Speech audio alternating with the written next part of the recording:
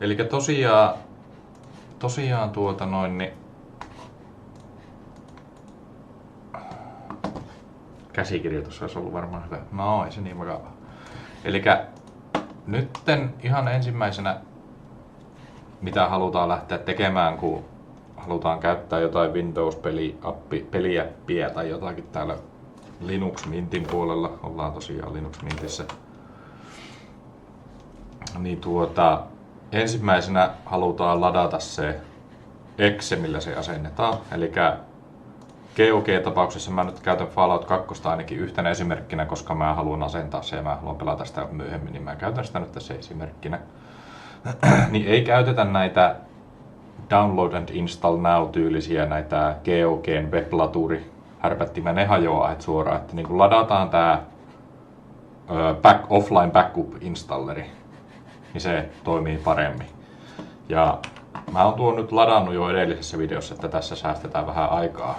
Edellisessä videossa tosiaan ei ollut ääntä, koska Antlionin modmikki on vitu iso kasa paskaa, ei kannata ikinä ostaa. Eli tuossa on ihan offline backup installeri GOG:sta ladattu.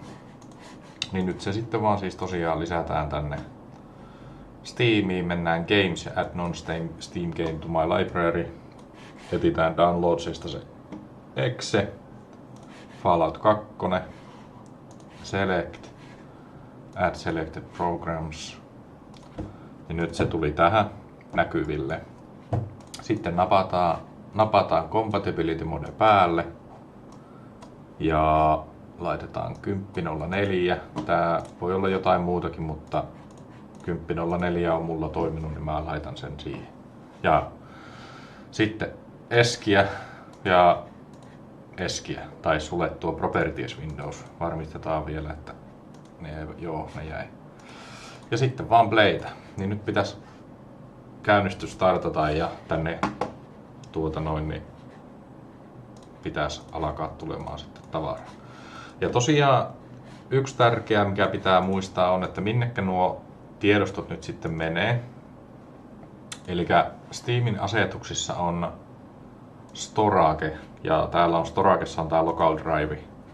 Niin tää vähän riippuu aina minne nämä asennukset menee, mutta Linux Mintin tapauksessa, kun ne on määrätty tänne ihan homeen, niin ne menee tämän näköiseen tiedostorakenteeseen, eli tuohon asti on sun home, sitten tulee .local, share, Steam, Steam Apps ja Compat. Niin siellä niin pitäisi näkyä tavaraa, jos se on nyt sinne laitettu, minne pitää.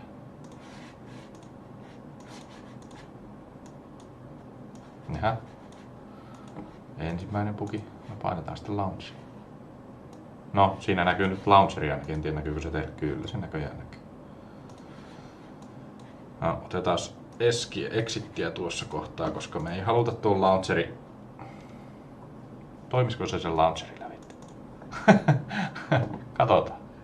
Ei, kato. Niin, koska se käynnistää se installeri nyt joka kerta. Eli meidän pitää nyt etsiä se, minnekä se Fallout nyt asentui. Täällä on Fallout 1.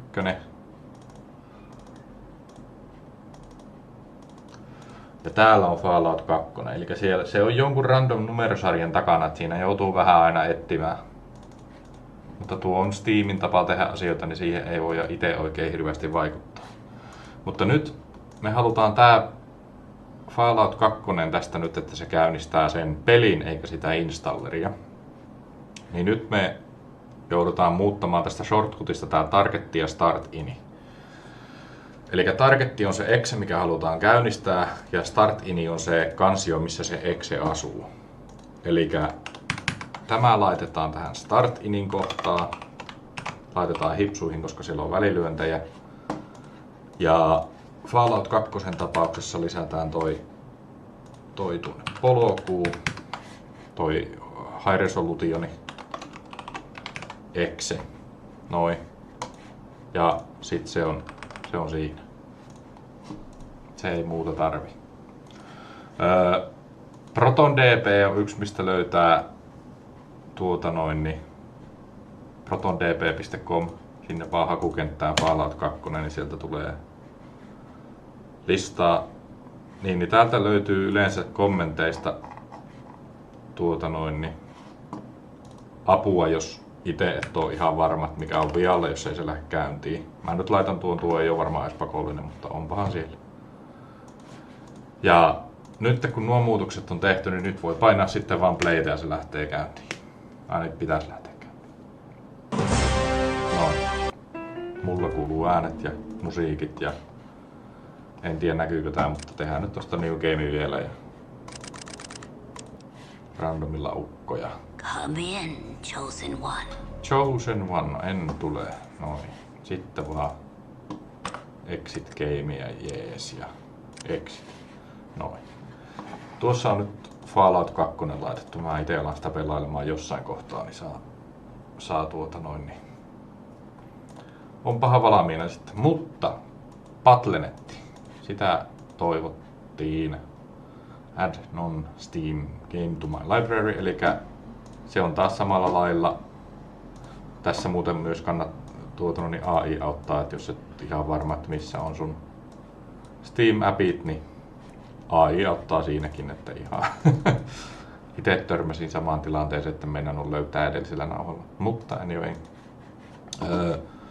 mä oon ladannut nyt valmiiksi tämän desktop-appin tästä, eli se on samalla lailla kuin toi Fallouttikin, niin tämä vaan sitten downloads, Battle.net, select. Nyt ollaan takaisin siinä pisteessä, missä mä huomasin, että perhana mikrofonista oli akku loppu toisessa nauhoitteessa. Eli compatibility päälle, 10.04, miksi tuo nyt laittoi tuo? 10.04, eskiä,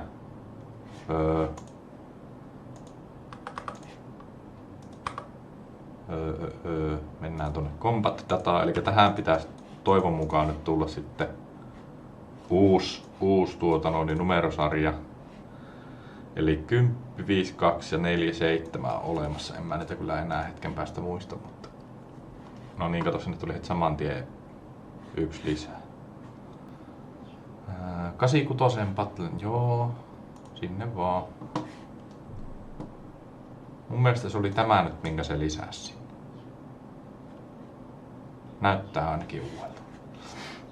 Mutta siis siinä se nyt sitten vaan menee ja hetki odotellaan. Katsotaan päästäänkö Voviin asti, kun sitä ei ole asennettuna mulla missään. Niin leikattua näitä videoita, niin katsotaan nyt miten pitkä video tästä tulee.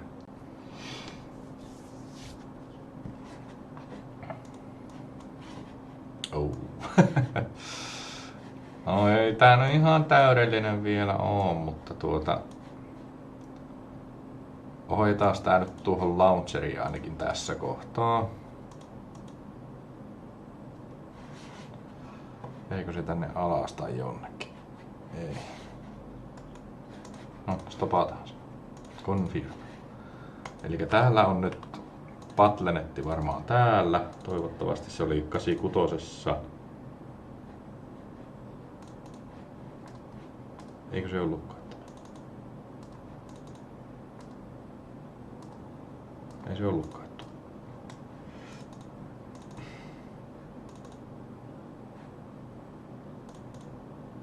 Päällä. Noniin. Battle.net. Eli nyt me halutaan tämä osoittamaan tuohon Battle.nettiin. Eli siinä on kansio, mihin halutaan. Tuolla halutaan. Laitetaan sille hipsut ympärille, ettei unoheta. Ja sitten laitetaan launcheri tosta vielä tonne polun perään ja osoitetaan tuo exe. Noin, se on siinä. Katsotaan, täältä ei kyllä varmaan tässä kohtaa apua löydy, kun tää on launcheri, mutta joo ei. Mutta laitetaan se piiloon ja kokeillaan käynnistää ja katsotaan mitä tapahtuu. Mitä alkaa nyt varmaan salasanojen kanssa kikkailemaan.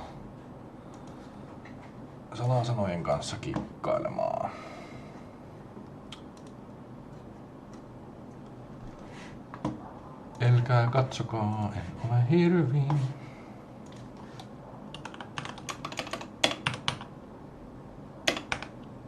Johan lakaa kuin perkele.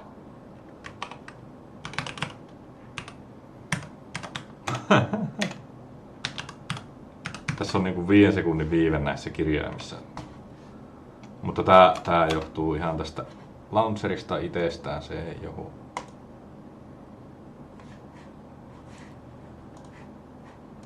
Se ei johdu katsotaan sitten toimiiko tämä. Saattaa olla, että ei välttämättä ihan katsotaan mitä tapahtuu.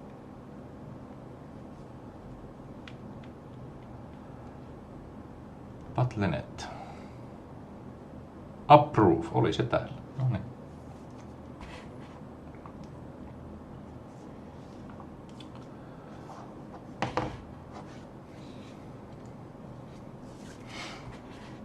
Joo, ei ole pelejä minulla täällä. Skip. Kodit. Siinä kohtaa voi... No niin tosiaan, tässä on nyt launcheri. Se on siinä. Nyt sitten pitää vaan peli laittaa. Toivottavasti mulla ei ole subscriptionia. Subi expired, no niin hyvä. Phew. Starter edition, niin tällähän mä pystyn pelaamaan. Niin pistetään siitä installia ja katsotaan. Ja tämä menee nyt tosiaan sitten se menee tänne kompattiin. Tämäkin menee nyt tänne kompattiin. Eli tosta vaan start installia, niin se lähtee sitä raksuttamaan.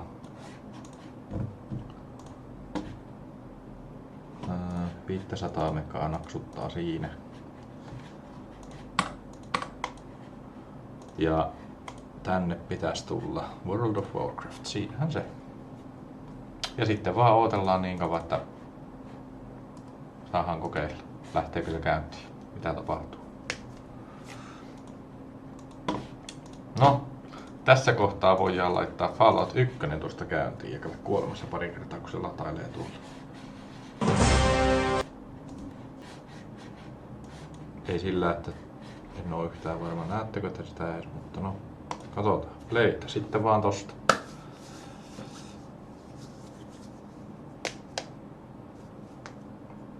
Oletettavasti jotain pitäisi tapahtua.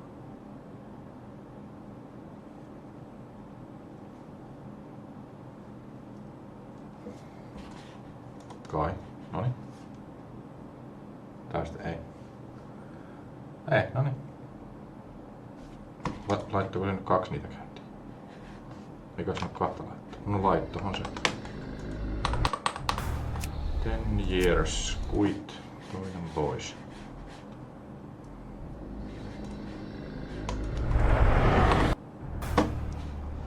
Ten years have passed. Siinä sitten bla bla bla. Sitten kun kuulisi vielä omat ajatuksensa, niin olisi erittäin loistavaa.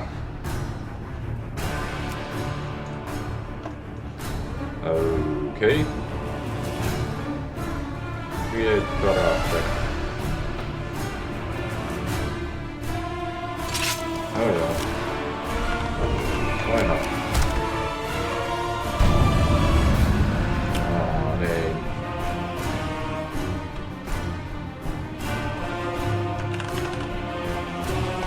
Ollaan aina vähän parempia.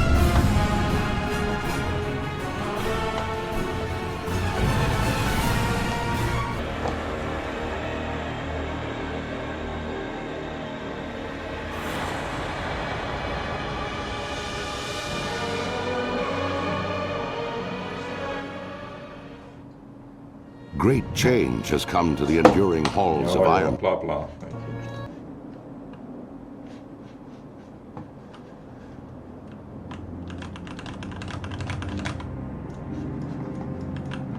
How are you? Be good. Volyymet. Miten tätä jeetaan?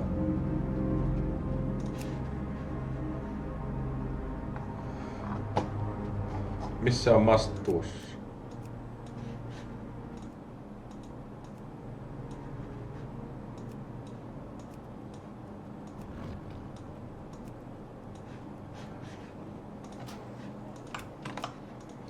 musaat helvettiin, niin kuuleekin jotakin. Rock ja Invader.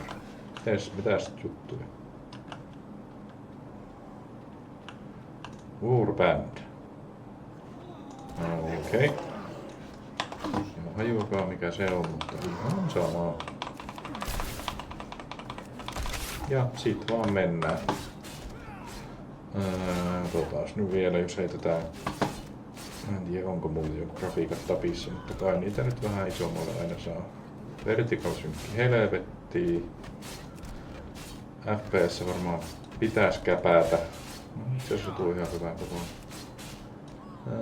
Joo, ultra. Saako FPS käpättyä mistään?